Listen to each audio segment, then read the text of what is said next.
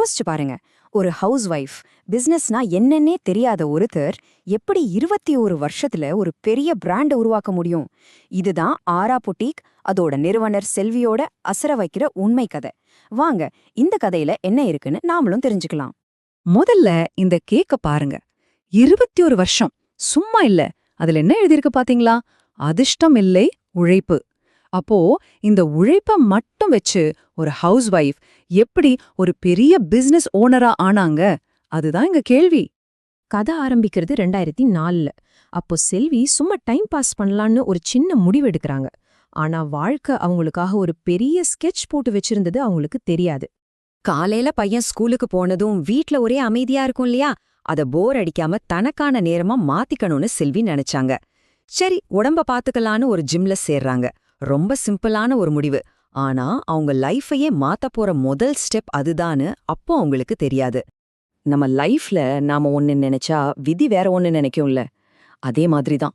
ஒரு நாள் திடீர்னு அந்த ஜிம் ஓனர் தன்னால பிசினஸ நடத்த முடியல, விற்க போறேன்னு சொல்றாரு.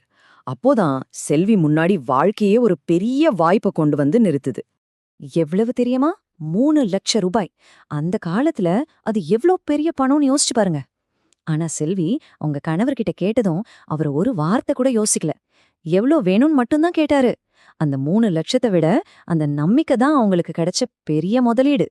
சரி, கணவர் சப்போர்ட் இருக்கு, காசு இருக்கு.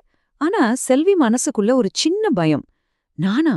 எனக்கு பிசினஸ் பத்தி ஒண்ணுமே தெரியாதே. இதுதான் உங்க மைண்ட்ல ஓடிட்டு இருந்தது. எதுவுமே தெரியாம ஒரு தொழில கையில எடுக்கிறது எவ்ளோ பெரிய ரிஸ்க். இங்கிருந்து தான் உங்களோட உண்மையான ஆட்டமே ஆரம்பிக்குது. சரி, பிசினஸ வாங்கிட்டாங்க. ஆனா வாங்கின முதல் நாளே அவங்களுக்கு ஒரு பெரிய ஷாக் காத்துட்டு இருந்தது. அதுதான் அவங்க கத்துக்கிட்ட முதல் பாடம். பிசினஸ வித்த அந்த ஓனர் என்ன சொல்லிருந்தாருன்னா, நான் கூட இருந்து எல்லாம் சொல்லி கொடுக்கறேன், கஸ்டமர்ஸ் அறிமுகப்படுத்தி வைக்கிறேன்னு. ஆனா பாவம், அவரோட குடும்ப சூழலால திடீர்னு கிளம்ப வேண்டியதா போச்சு. இப்போ செல்வி ஒட்டையாளா நிக்கறாங்க. கையில பிசினஸ் இருக்கு, ஆனா எப்படி பண்றதுன்னு சொல்லி கொடுக்க ஆள் இல்ல. ஜீரோல இருந்து ஆரம்பிக்க வேண்டிய நிலைமை. இங்கதான் மேட்ரே இருக்கு. நம்மள் பலரா இருந்தா ஐயோ இப்படி ஏமாத்திட்டாங்களேன்னு புலம்பிருப்போம். ஆனா செல்வி அப்படி செய்யல. அவங்க யாரையும் குறை சொல்லல. ஒன்னே ஒண்ணு மட்டும் அவங்களுக்கு புரிஞ்சது. இனி யாரையும் நம்பி பிரயோஜனம் இல்ல. இந்த பிசினஸ்ல ஜெயிக்கணும்னா நாமளே எல்லாத்தையும் கத்துக்கணும். இதுதான் அவங்க எடுத்த முடிவு. சொன்னதோட நிக்கல, உடனே ஆக்ஷன்ல இறங்கிட்டாங்க. பியூட்டிஷியன் கோர்ஸ், டயட், ஃபிட்னஸ்னு எது எது தேவையோ எல்லாத்தையும் கத்துக்க ஆரம்பிச்சாங்க. பகல்ல கிளாஸ், சாயங்காலம் ஜிம்ல பிராக்டிஸ். எந்த பெரிய போர்டும் இல்ல, விளம்பரமும் இல்ல. ஆனா 6 மாசத்துல மெதுவா பிசினஸ் பிக்கப் ஆக ஆரம்பிச்சது. அதுதான் அவங்களோட முதல் சைலண்ட் வெற்றி. சரி, ஒரு கட்ட வளர்ச்சி வந்தாச்சு. அடுத்த ஸ்டெப் எப்படி வந்தது தெரியுமா? அது ஏதோ பெரிய பிசினஸ் பிளான் போட்டு வரல. சிம்பிளா கஸ்டமர்ஸ் என்ன சொல்றாங்கன்னு கேட்டதுலேருந்தும் இருக்கிறத எப்படி சரியா பயன்படுத்தலாம்னு யோசிச்சதுலேருந்து தான் வந்தது. ஜிம்ல வேலை பார்க்கற ஸ்டாஃபுக்கு காலையிலயும் சாயங்காலமும் தான் வேலை. நடுவுல சும்மா தானே இருக்காங்க. அந்த நேரத்தை ஏன் வேஸ்ட் பண்ணணும்னு யோசிச்சாங்க. அவங்களுக்கு தையல் கத்துக் கொடுத்து ஒரு சின்ன ஆல்ட்ரேஷன் யூனிட் ஆரம்பிச்சாங்க.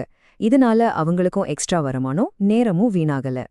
அப்படி போயிட்டு இருக்கும்போதுதான் ஒரு நாள் ஒரு கஸ்டமர் செல்விய பார்த்து ஒரு சிம்பிள் கேள்வி கேட்டாங்க. நீங்க போட்டிருக்கிற இந்த ட்ரெஸ் மாதிரி எங்களுக்கும் கிடைக்குமா? அவ்வளவுதான். அந்த ஒரு கேள்விதான் ஆராங்கிற ஒரு பெரிய புட்டிக் உருவாகிறதுக்கு காரணமா இருந்துச்சு. உடனே புட்டிக் ஆரம்பிச்சாங்க. முதல்ல வேற எங்கிருந்தோ ட்ரெஸ் வாங்கி வித்துட்டு இருந்தாங்க. லாபம் வந்தது. ஆனா குவாலிட்டி நம்ம கண்ட்ரோல்ல இல்லையே, டிசைனும் நம்ம இஷ்டத்துக்கு இல்லையேன்னு ஒரு ஃபீலிங். அதனால எதுக்கு இந்த இடைத்தரகர்னு நேரா நார்த் இந்தியாவுக்கே கிளம்பிட்டாங்க, மேனுஃபேக்சரர்ஸ பார்க்க. இப்போ அவங்க பயணத்தை ஒரு சின்ன டைம்லைன்ல பார்க்கலாம். 2004ல ஒரு ஜிம், 2012ல ப்ரொஃபஷனல் ட்ரெய்னிங், 2018ல ஆரா புட்டிக். அப்புறம் பாருங்க, 2020, 2024ன்னு மால், திருநெல்வேலின்னு அடுத்தடுத்த கிளைகள். மெதுவா ஆனா ரொம்ப உறுதியா வளர்ந்திருக்காங்க. சரி, இவ்ளோ பெரிய வெற்றிக்கு பின்னாடி என்னதான் ரகசியம்? அதிர்ஷ்டம் மட்டும் காரணமா இருக்க முடியாது இல்லையா? அவங்க ஒரு ஃபார்முலா வச்சிருக்காங்க.